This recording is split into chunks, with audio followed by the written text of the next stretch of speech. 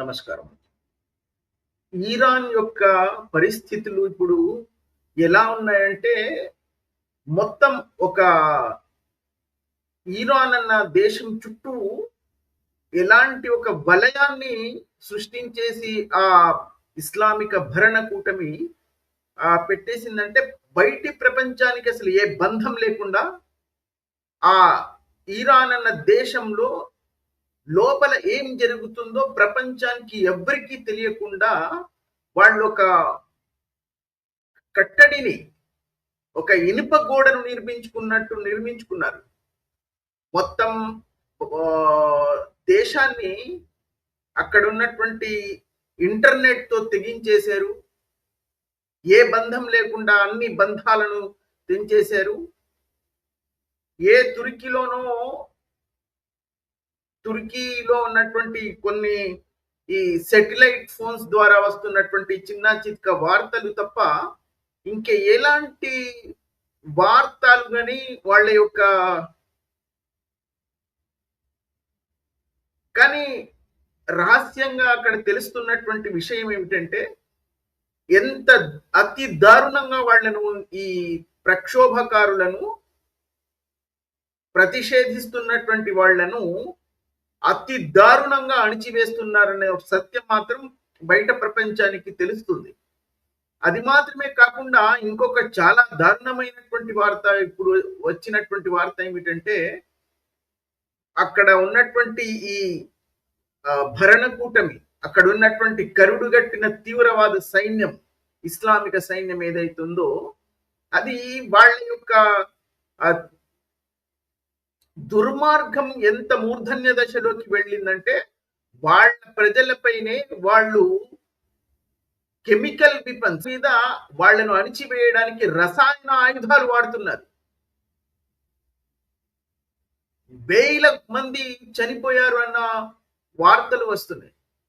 మరి ఈ ప్రపంచంలో ఉన్నటువంటి ఇస్లామిక సహోదరుడు, ఇన్నమల్ మోమినీన ఇఖ్వా అనే ఈ సహోదర బంధం ఏదైతే ఉందో, వీళ్లకు కేవలం వాళ్ళ యొక్క బంధం వాళ్లకు గుర్తొచ్చేది ఎప్పుడంటే, కేవలం ఇజ్రాయిల్ ఫలస్తీన్ మీద ఏదైనా చేసినట్లయితే, లేదా ఇజ్రాయిల్లోని చీమ వెళ్ళి ఫలస్తీన్ లో ఉన్నటువంటి పిల్లలను పుట్టినట్లయితే అప్పుడు వీళ్లకు ఈ ఇస్లామిక సహోదర భావం అన్నది గుర్తుకొస్తుంది.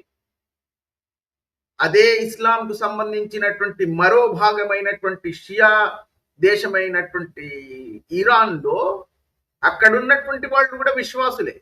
వాళ్ళు ఖురాన్ ని విశ్వాసిస్తారు, వాళ్ళు ప్రవక్త ముహమ్మద్ని విశ్వాసిస్తారు, వాళ్ళు ఇస్లాంని విశ్వాసిస్తారు.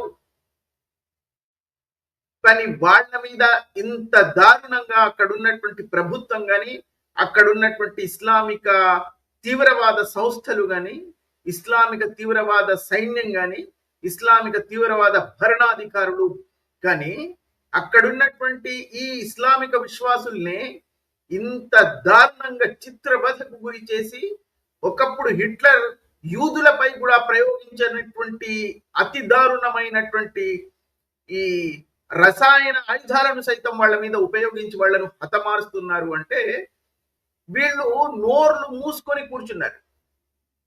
ఎవడి స్వరం కూడా బయటికి రావట్లేదు. ఒక్క ఇస్లామిక దేశం యొక్క ప్రతినిధి కానీ, అక్కడ ఉన్నటువంటి సభ్యులు కానీ ఎవరు కూడా ఇప్పటి వరకు దాని గురించి ప్రపంచంలో ఎక్కడ కూడా ప్రతిస్పందించలేదు. ఈ మానవతావాదులని ఎవరైతే ఫలస్తీన్ విషయంలో రంగంలోకి దిగి నానా రభస చేస్తూ ఉంటారో, వాళ్ళు కూడా గది లోపల తలుపులేసుకుని కూర్చుని ఉన్నారు. ఒక్కడి గొంతు కూడా బయటికి రావట్లేదు. మరి ఇక్కడెక్కడ మానవత్వం ఎక్కడికి వెళ్ళిందో వాళ్లకు ఈ ఇరాన్ లో జరుగుతున్నటువంటి దాని మీద వాళ్లకు మానవత్వం గుర్తుకు రాదు. కేవలం ఇజ్రాయిల్ ఫలస్తీన్ పై చేసినప్పుడు మాత్రమే మానవత్వం వాళ్ళకు గుర్తుకొస్తుంది. నిద్రలో నుంచి లేచైన హడావుడిగా అక్కడ మానవత్వాన్ని గుర్తుకొచ్చి వాళ్ళు రభస చేస్తూ ఉంటారు. అది ప్రపంచంలో ఎక్కడ జరిగినా వాళ్ళకి అది గుర్తుకు రాదు. దాదాపుగా 15,000 నుంచి 20,000 మందిని ఇప్పటి వరకే చంపేశారు అన్నది వార్తలు వస్తున్నాయి. అది వాళ్ళ ఇస్లామిక తీవ్రవాది భరణాధికారి అయిన ఖుమేనీ గాడు కూడా వాడే ఒప్పుకున్నాడు. 1000 మంది చనిపోతున్నారు, అది కూడా అతి దారుణంగా చనిపోతున్నారు. అంటే నేను చంపేస్తున్నాను అని అంటున్నాడు. మాకు ఎదురు తిరిగితే మేము ఇలాగే అణిచివేస్తామని వాడు చూపిస్తున్నాడు. నేను ఇంతకుముందు చేసినటువంటి చాలా వీడియోల్లో కూడా చెప్పాను.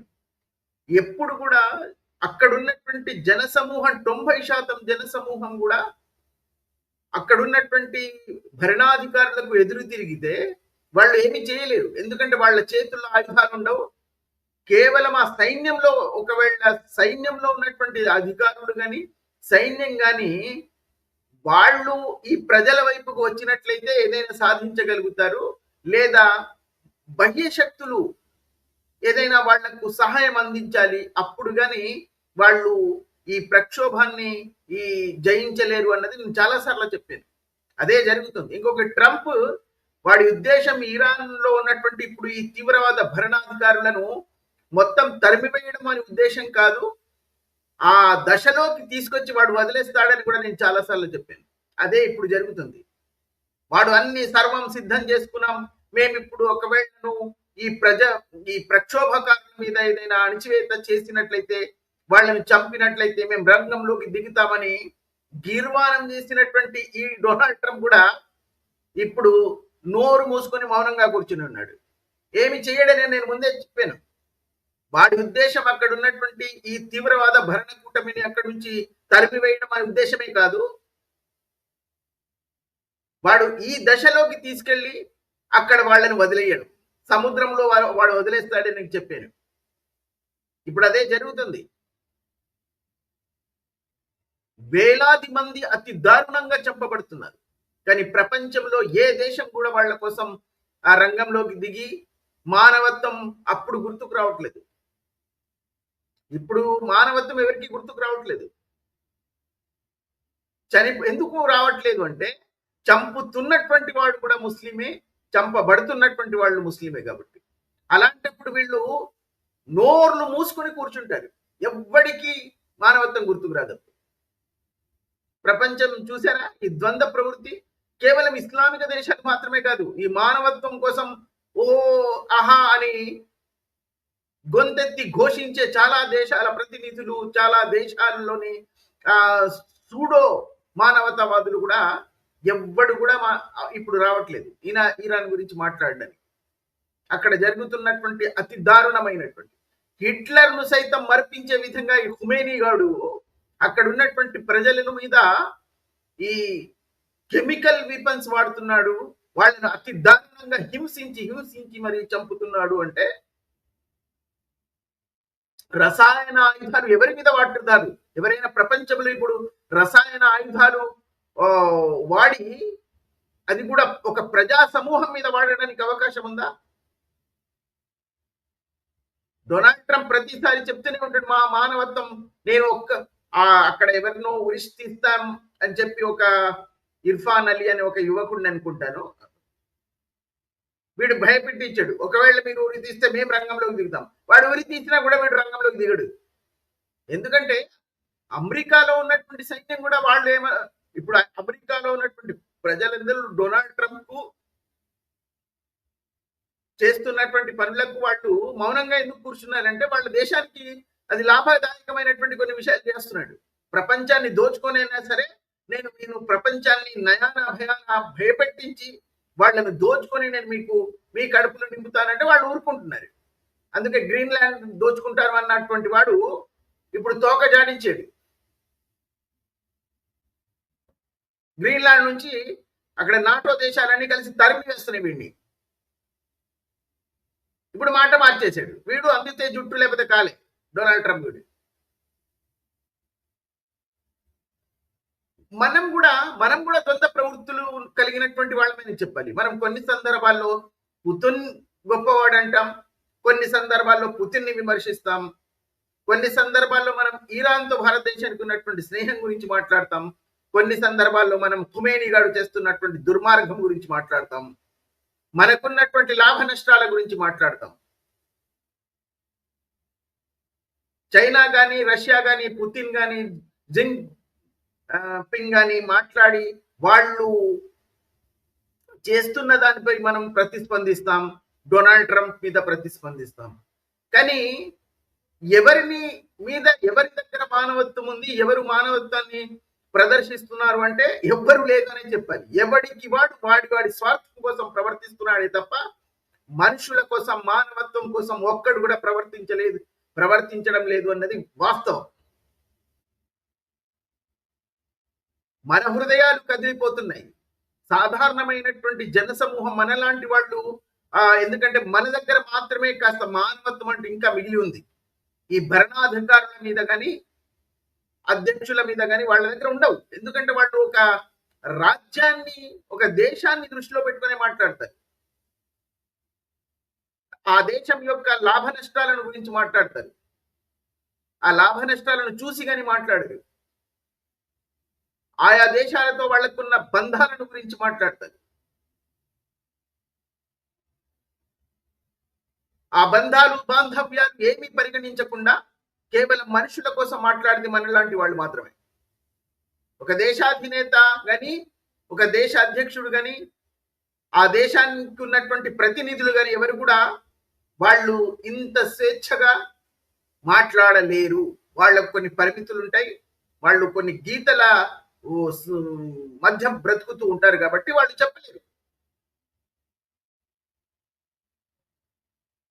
ఇంత జరుగుతున్నా కూడా ఒక్క దేశం కూడా ఇప్పుడు నోరు మెదపడం లేదు. అందరూ నోరు మూసుకొని కూర్చున్నారు. పాపం నిజం చెప్పాలంటే ఇరాన్ లో ఉన్నటువంటి ప్రజలందరినీ మృత్యుపహారంలోకి తోసేసిందే ఈ బయట ఉన్నటువంటి వాళ్ళు అని నేను భావిస్తాను. ఎందుకంటే వాళ్ళు నోరు మూసుకొని ఏదో వీళ్ళు దౌర్జన్యం చేస్తూ ఉన్నా, వాళ్ళ మీద ఇస్లామిక తీవ్రవాదం చేత వాళ్ళ జీవితాలు అణగారిపోయినప్పటికీ, బంధనాల్లో బ్రతుకుతున్నప్పటికీ ఎలా బ్రతుకుతూ ఉన్నారు అప్పుడు. కానీ వీళ్ళు ఏదైనా చేస్తారేమో, ఎందుకంటే అమెరికా అన్న దేశం, డొనాల్డ్ ట్రంప్ వాళ్ళు అలాగే చేస్తారు. వాళ్ళను ముందు రెచ్చగొట్టడం, మీరు రంగంలోకి దిగండి, మేము ఉన్నాం వెనుక అనడం. ఎందుకంటే యుక్రెయిన్ లో మనం చూసాం, రష్యా మీదకి వాడిని ఉసిగొలిపింది అమెరికానే. ఆ డొనాల్డ్ ట్రంప్ కంటే ముందు ఉన్నటువంటి వాడు ప్రెసిడెంట్ ముసలోడు, నడవడానికి కూడా రానటువంటి వాడు ఎగిరిపోయాడు కదా. దాని తర్వాత డొనాల్డ్ ట్రంప్ వచ్చాడు. వాడు ఈ జెలెన్స్కీని రెచ్చగొట్టి మేమందరం వెనుక ఉన్నాం, నాటో దేశాలు అన్ని ఉన్నాయని రెచ్చగొట్టి వాడిని యుద్ధానికి పంపించారు. ఇప్పుడు నడి సముద్రంలో వదిలేశారు. వీళ్ళ ఎవ్వరి మాట విని వాళ్ళు రంగంలోకి దిగినటువంటి వాడి స్థితి ఇలాగే ఉంది. కాబట్టి ఎవరికి వాడు ఆలోచించుకోవాలి, వాడి బలం మీద మాత్రమే వాడు రంగంలోకి దిగాలి అన్నది గుణపాఠం. ఇది నేర్చుకోవాలి ప్రపంచం.